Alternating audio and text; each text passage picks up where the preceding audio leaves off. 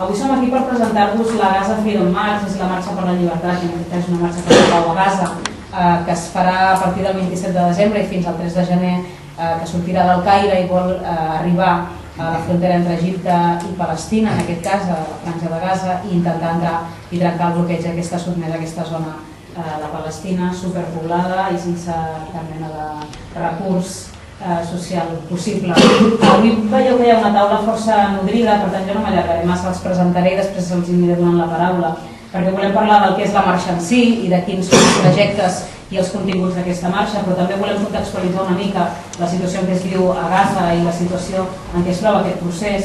Voldrem conèixer testimonis de primera mà i tenim la sort que el Consell de la Joventut de Barcelona ens ha fet la feina molt fàcil i ens ha costat fins a aquest espai a dues persones que tenen molt a dir. Ell és palestí i ella és israeliana.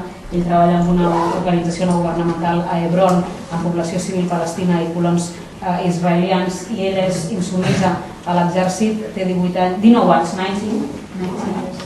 19 anys i ha estat 3 cops a la presó per dir no a l'exèrcit, per no voler participar en la colonització d'aquests territoris. I el Nabil Mansour ell diu que és palestino-català. Jo quan m'ho va dir la primera vegada no l'entenia, pensava, per què m'ha dit que és catalano-palestí? Doncs no diu perquè és catalano-palestí, perquè ell no ha nascut a Palestina, no perquè no hagi volgut, sinó perquè segurament no ha pogut. I ell també parla en nom de la comunitat palestina a Catalunya.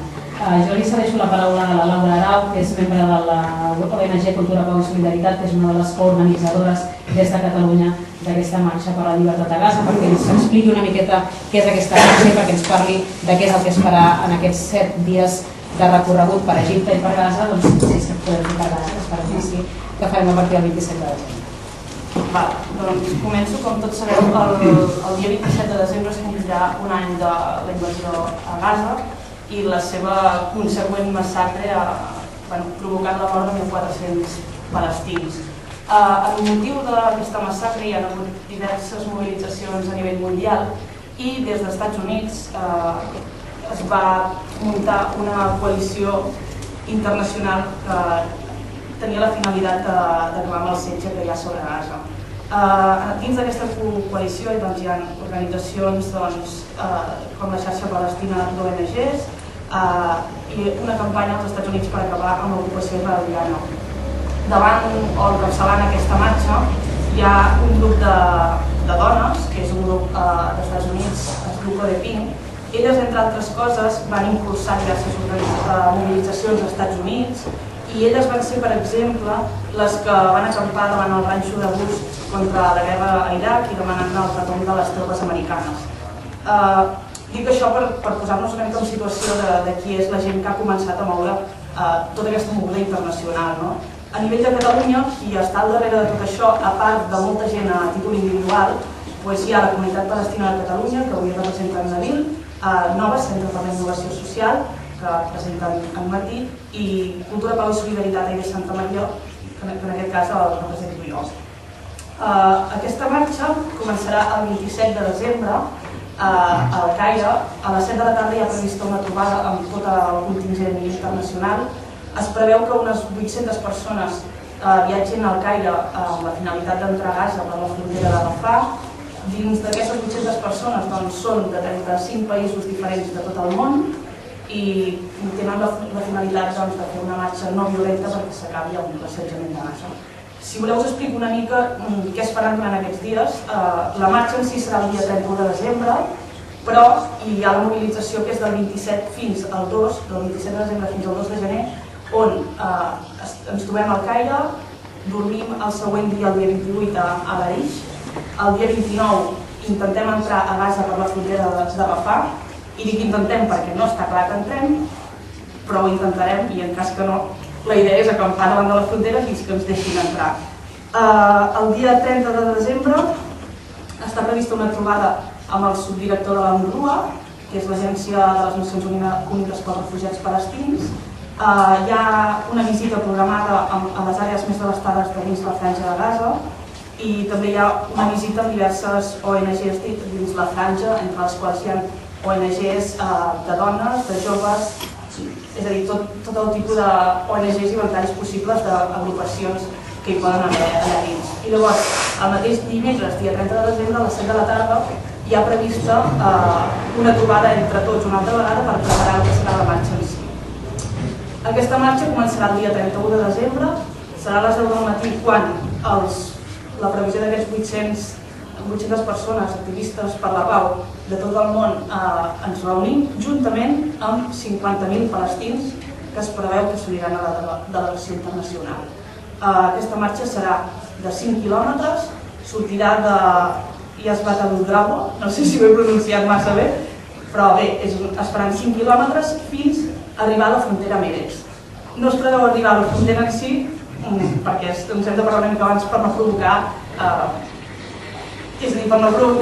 el que podria passar, que seria que l'exèrcit israelià ataqués contra nosaltres d'alguna forma. Però bé, s'intentarà arribar al màxim que podem i en aquesta marxa hi haurà un seguit d'artistes locals que faran des de balls fins a música, tot això durant el seguit de la marxa. I a les 7 de la tarda, el mateix dia de la marxa, es preveu un gran fi de festa, per dir-ho d'una manera, amb un concert d'artistes dins la franja i d'artistes de fora, que esperem que en Nariu també pugui cantar una mica en aquest concert. Jo m'apunto a algun per darrere. No! Això no ho veurem. Després del divendres, dia 1 de gener, es preveu que ja s'hagi fet aquesta marxa i es tornaran a haver trobades amb diverses organitzacions pels drets humans i seguirem amb les trobades que hi havia previstes el dia anterior, el dia següent de la marxa també hi seran. I el dissabte, 2 de gener, es preveu retornar al Caire on allà ens direm adeu i tothom anirà cap a casa seva.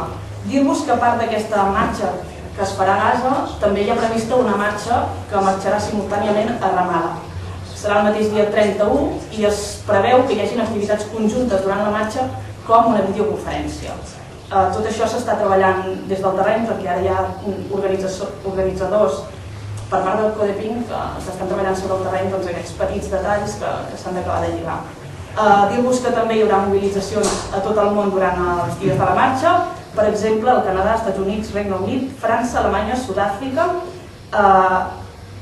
a Espanya, Madrid, hi haurà una marató, que és un concepte una mica diferent, i aquí a Catalunya el dia 27 hi ha prevista també una concentració, una manifestació que encara s'ha d'acabar de decidir, recolzant la marxa i també denunciant els fets que encara estan passant a Gaza i convidant també el boicot a l'estat d'Israel. No sé si m'he d'allargar massa més, dir-vos que la marxa a nivell de números, que als mitjans sé que els agrada molt, doncs això, hi ha uns 800 activistes de 35 països diferents, que a nivell de Catalunya estem entre les 25-30 persones, de moment hi ha temps fins al 30 per ajuntar-nos, per tant aquest grup pot créixer. A Sevilla hi ha un altre grup que ahir ens comentàvem, hi ha 20 persones més inscrites, per tant se suposa que dins l'estat espanyol hi haurà un total d'una 50ena de persones que podrien anar a la marxa. Els grups més grans es troben a Estats Units, al Canadà i França. Potser recordar el web per la gent que pugui tenir interès d'apuntar-se a la marxa. Bé, aquí fora hi havia uns papers que explicaven una mica la marxa i els passos a seguir. La web de Catalunya, feta des d'aquí, és marxapergazalliure.cat. La web dels organitzadors dels Estats Units és gazafreedommarch.org.